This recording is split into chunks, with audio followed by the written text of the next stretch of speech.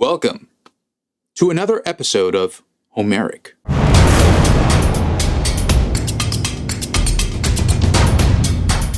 I want to talk to you today about one of my favorite periods of music. The last two periods of music I talked about are also some of my favorites, but today this one hits a little bit more home for me. My mother used to always play classical music, or really, Baroque music, when she was cleaning the house. Yes, I'm a rock and metal guy, but I love Baroque music.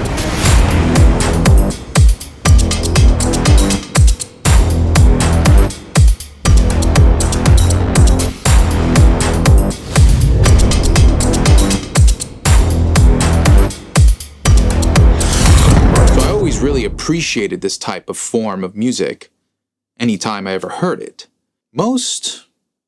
Now that I think about it, most metal musicians do too.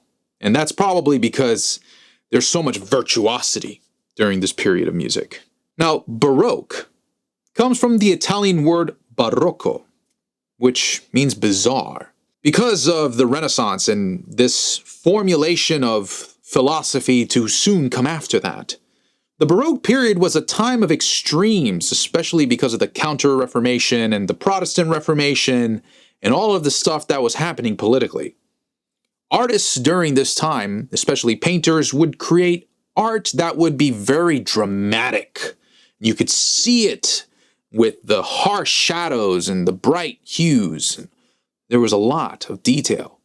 Everyone from, Caravaggio to Vermeer.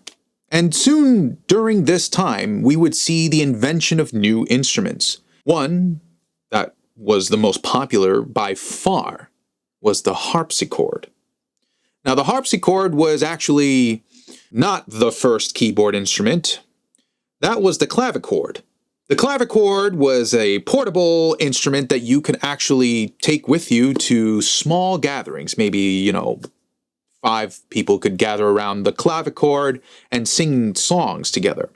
The harpsichord, however, was able to take that to another scale. And you were not limited to the same limitations as the clavichord. Like some of the strings could only be played by certain notes, and certain notes above that would not be able to enact on that string because it was already being used. That was not a thing with the harpsichord. The harpsichord was able to play every note polyphonically, which was fantastic. And we find that the harpsichord was also the predecessor to not the modern piano, but the pianoforte. The pianoforte was the predecessor to the modern piano. The harpsichord and many other instruments like it during this time were used in a form called basso continuo, or continuing bass.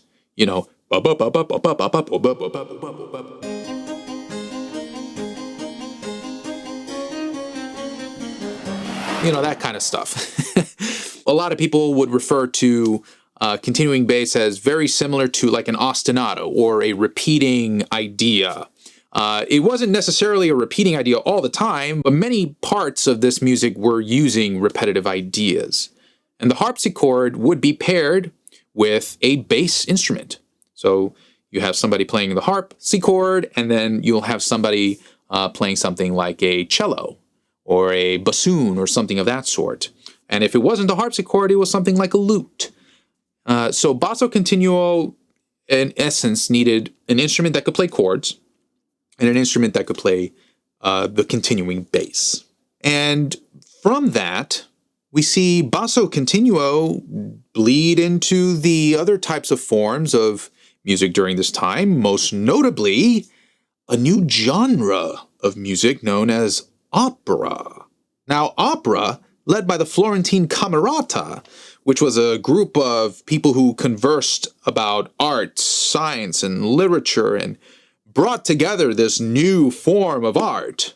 And the most famous opera composer during this time, Claudio Monteverdi, is responsible for really igniting the fire for having the first successful public opera.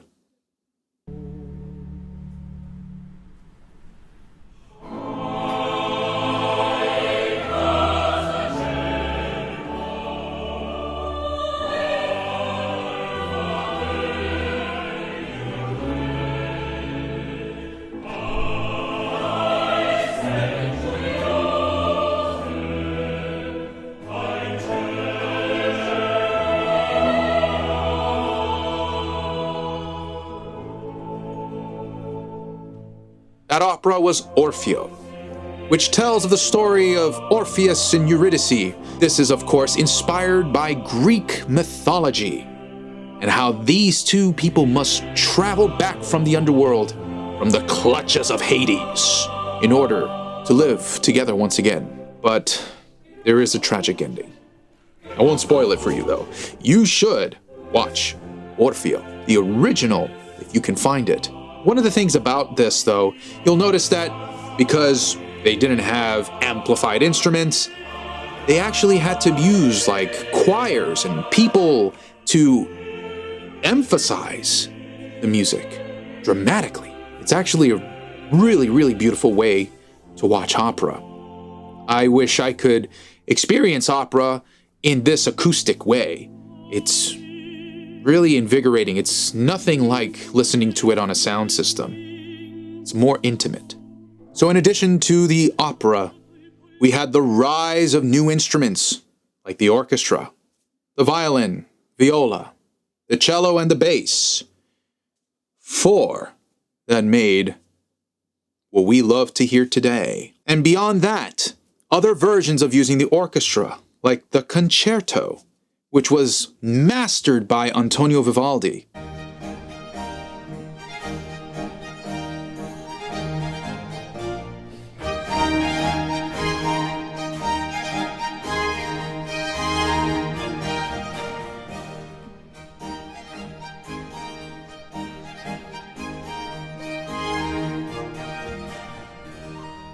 Antonio Vivaldi was a pioneer for concertos. We can thank him for that.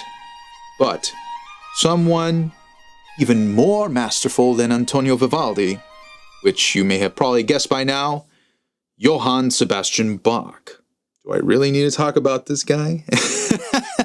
Johann Sebastian Bach was the master of fugues, concertos, masses, motets, whatever, organ pieces, everything.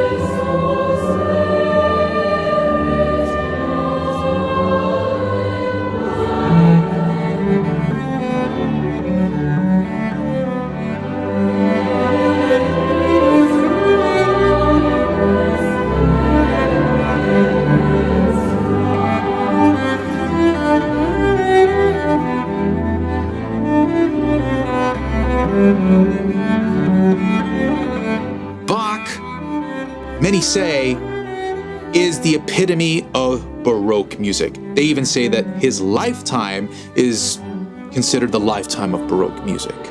Now, he's not the only Baroque artist that, we have to talk about. I mean, I've mentioned Vivaldi, but let's not forget about Handel as well.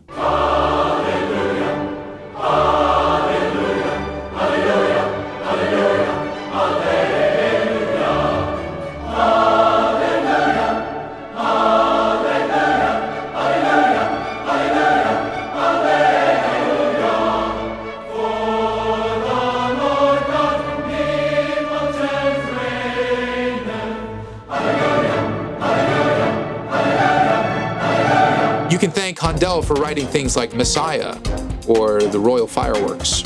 Anyway, if you like this content, be sure to like and subscribe to Homerik. I got a lot of great content like this, as well as things like dark mythology and other pieces of philosophy, and things that may help you as an individual. So be sure to check out the library and tell me what you think. I'd love to hear more from you. Anyway, thanks for joining me. I'll see you next time. Take care.